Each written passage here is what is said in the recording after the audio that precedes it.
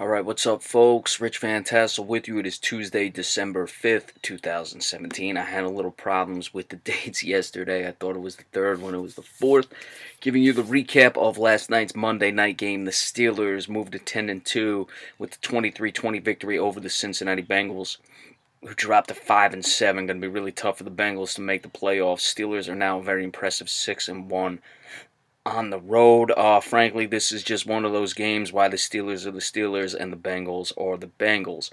Ben Roethlisberger, 24 of 40, 290 yards, 2 touchdowns, 1 interception. Le'Veon Bell, 18 carries, 76 yards, 4.2 per rush. James Conner, 3 of 12.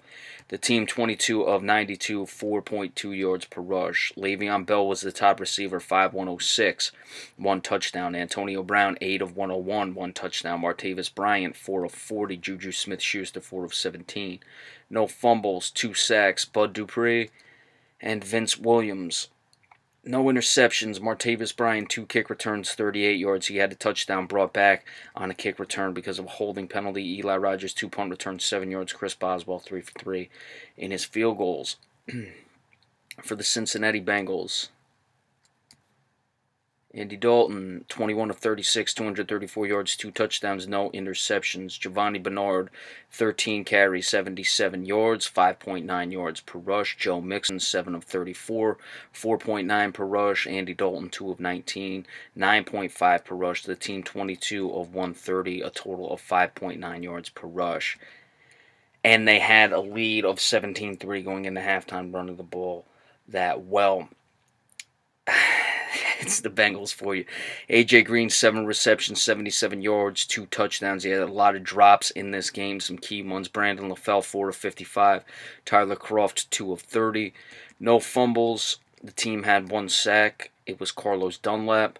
Adam Jones had an interception. Alex Erickson, 2 kick returns, 29 yards. He had 2 punt returns for 9 yards. Randy Bullock, 2 for 2 in his field goals. As we said, Cincinnati was up 17-3. They had a lot of drops. They had that touchdown by Le'Veon Bell. He caught the ball. He should have been sandwiched to the outside, to the sideline. They didn't. They just let him go. I don't know if they thought he was out of bounds. I don't know if the game was fixed. I don't know what the deal was, but they just let him go down the sideline. He scored the touchdown. You had some drops. The Bengals had a ton of penalty yardage in this game. There's now a lot of talk about the violence of this game. Shazier was hurt. Shazier didn't appear to be on a dirty play. He went to the hospital. You had the situation with Juju Smith-Schuster. Then you had an Antonio Brown take a shot in the end zone. Smith-Schuster laid a, whatever you call those, a peel back, crack back, whatever you want on those blocks on Vontaze Burfict. Yeah, 13 for 173 for the Bengals. Pittsburgh wasn't much better at 7 for 66. I mean, think about that. You almost tripled a team who had 66 penalty yards.